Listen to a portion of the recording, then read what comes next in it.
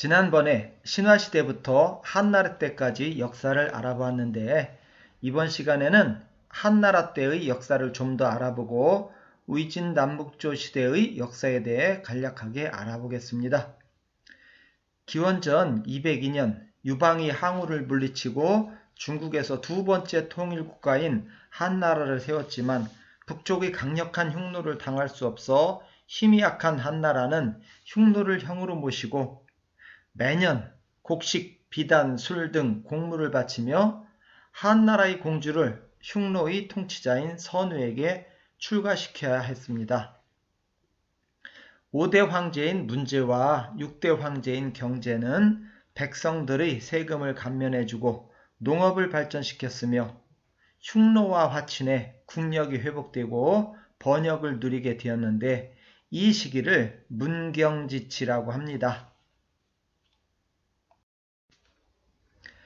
한나라 7번째 황제인 무제 유철은 5대 문제, 6대 경제가 이룩한 국력을 바탕으로 북으로 흉노를 정벌하고 서쪽으로 실크로드를 개척했으며 남쪽으로는 남어를 정벌하고 동쪽으로는 조선을 정벌합니다. 특히 흉노가 장악하고 있던 하서회랑이라는 서역으로 가는 길목을 장악한 후 실크로드를 개척하여 서역과의 무역을 확대하는 등 한나라 400년 기틀을 마련합니다.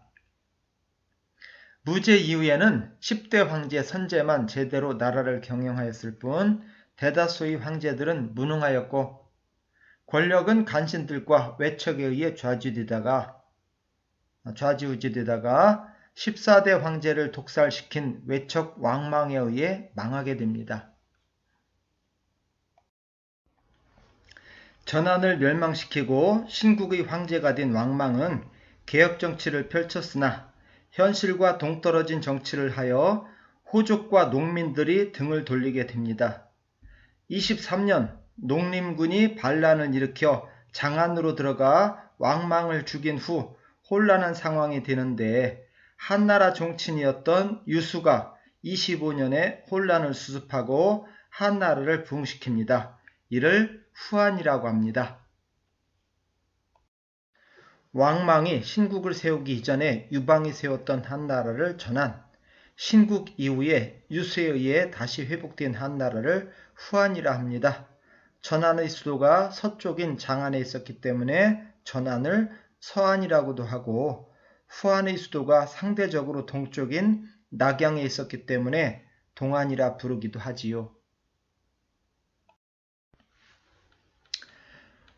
후한은 전한이 신나라의 왕망에 의해 멸망한 이후 한왕조의 일족인 광무제 유수가 한왕조를 부흥시킨 나라입니다. 광무제 유수는 성실하고 겸손했으며 검소하고 유능해 나라가 안정되고 발전됩니다. 그의 뒤를 이은 2대, 3대 황제까지 안정적이던 나라는 4대 황제 때부터 외척과 환관이 권력을 휘두르기 시작합니다. 환관의 힘이 너무 강해지자 관리와 태학의 학생들이 이를 비판합니다. 환관들은 자신들을 비판한 지식인들을 당인으로 몰아 평생 벼슬을 하지 못하도록 했는데 후에 당인으로 몰렸던 지식인들이 벼슬길에 오르자 자신들에게 화가 미칠 것을 걱정한 환관들이 선수를 쳐 학자 700여 명을 죽이거나 파면 혹은 귀양을 보내는데 이를 당고의 화라고 합니다. 당고의 화로 환관들이 권력을 유지하는 데 성공하지만 민심이 악화되고 부정부패를 일삼던 환관들과 정부의 무능에 황건적의 난이 일어나게 됩니다. 대장군 하진이 환관을 쓸어버리려 동탁을 낙양으로 끌어들였는데 동탁이 도착하기 전에 환관에 의해 살해되었고 후에 도착한 동탁은 황제를 폐위하고 한나라 마지막 황제인 헌제를 세운 후 자신이 모든 권력을 쥐게 됩니다. 모든 권력을 쥐고 흔들던 동탁은 왕윤의 민계에 의해 양아들인 여포에게 살해되고 조조가 모든 권력을 쥐게 되는데 220년 조조가 죽자 조조의 아들인 조비가 한의 마지막 황제인 헌제의 선위를 받아 우리나라 황제가 되어 한나라는 역사 속으로 사라지게 됩니다. 우리나라, 오나라, 촉한이 천하를 셋으로 나누어 통치한 삼국시대. 220년 조조의 아들 조비가 후한 마지막 황제에게 선위받아 우리나라 황제에 오르고 221년 유비가 촉당에서 한나라 황제에 오르고 222년 손권이 양쯔강 남쪽에서 오나라 황제에 올라 중국이 셋으로 나누어진 때를 삼국시대라고 합니다. 촉한은 263년에 우리나라에 합병되고 우리나라는 265년 사마염이 우리나라 황제 조안으로부터 선위받아 진나라로 바뀌고 오나라는 280년 진나라에 합병되어 삼국시대는 마감되고 진나라 시대로 바뀌게 됩니다. 우리나라 조조와 촉한의 유비와 오나라의 손권과 많은 영웅이 등장하는 이 시기의 역사를 다룬 삼국지에서 우리들이 현재까지 사용하는 많은 고사성어들이 등장하지요. 자, 이제 서진시대입니다. 265년 사마의 손자 사마염은 우리나라 황제인 조안에게 선양이라는 명분으로 황제의 지위를 빼앗아 진나라를 세우고 280년 오나라를 평정하여 삼국시대를 끝내고 천하통일을 달성합니다. 통일 후 무제 사마염은 전국을 확실히 장악하기 위해 자신의 친척과 자신의 25명의 아들에게 전국의 땅을 나누어주고 왕으로 봉합니다. 능력이 부족한 해제가 2대 황제에 오르자 8명의 왕들이 황제의 자리를 탐내 팔왕의 난을 일으키게 됩니다. 이때 북쪽에서는 흉노족, 선비족, 가을족, 저족, 강족 등 5호라 불리던 5 유목민족들이 만리장성을 넘어 남하를 시도하고 있었는데 권력투쟁에 빠져있던 8왕들은 이들 유목민족들을 용병으로 끌어들여 16년 동안 권력투쟁을 일삼게 됩니다. 결국 흉노족 유연이 세운 한나라에 의해 진나라는 멸망되고 황족이었던 사마씨들은 숙청되거나 노비로 전락합니다.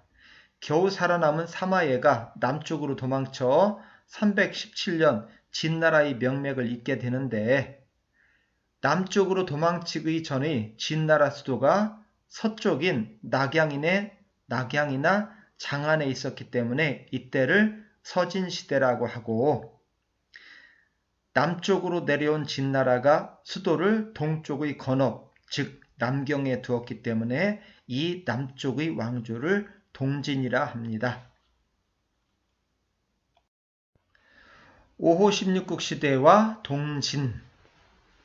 아까 보았지만 서진의 2대 황제 해제가 무능하다 보니 황제 자리를 차지하기 위하여 지방의 8왕들이 북쪽의 5 유목민족들을 용병으로 끌어들여 16년간 다투는데 결국은 북쪽에서 용병으로 내려왔던 5 유목민족들이 나라를 빼앗고 한족은 남쪽으로 쫓겨 동진을 세웁니다.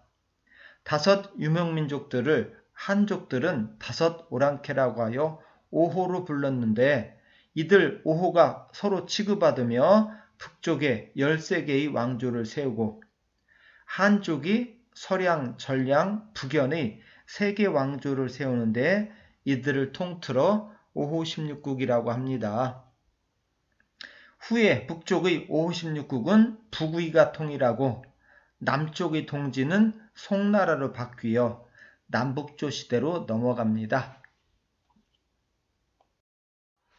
남북조 시대.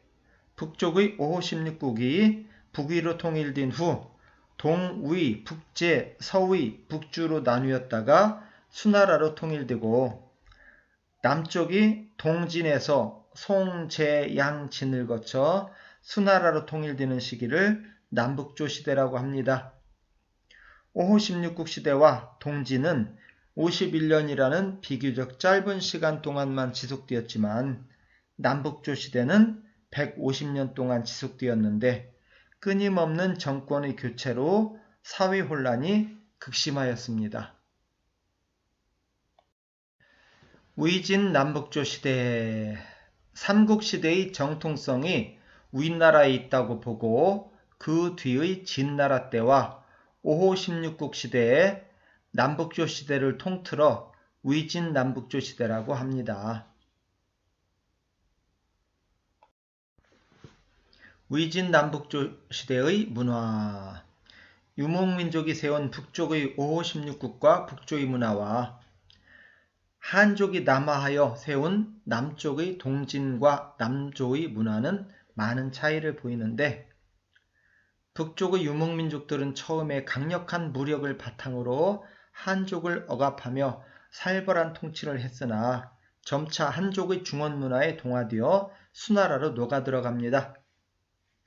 한족의 전통을 간직한 남조는 화려하고 섬세한 문학과 예술이 크게 발달하는데 문학에서는 전원시의 창시자이며 귀거래사 도화원기로 유명한 도연명이 있고 서예에는 왕이지, 회화에는 고개지 같은 사람이 등장하여 중국 남방 특유의 문화를 발전시킵니다. 이때 인도의 승려 달마에 의해 불교가 전래되었는데 혼란한 사회에서 의지할 데 없던 사람들이 환영을 받았고 화려한 불교 예술이 꽃피게 됩니다. 특히 북주에서는 국가의 보호 아래 둔왕, 웬강, 룽먼 등 대규모의 석굴사원이 조성됩니다. 또한 호족들이 국정을 장악하여 아무리 능력 있는 선비라도 뜻을 펼칠 수 없었는데 정치의 뜻을 잃은 일부 지식인들 중에는 세상을 등지고 자연을 벗삼아 청담을 일삼는 풍조가 유행합니다. 대표적인 학자들로 중림치련이 있었지요. 이상으로 한나라에서 위진 남북조 시대까지의 역사를 간략하게 알아보았습니다.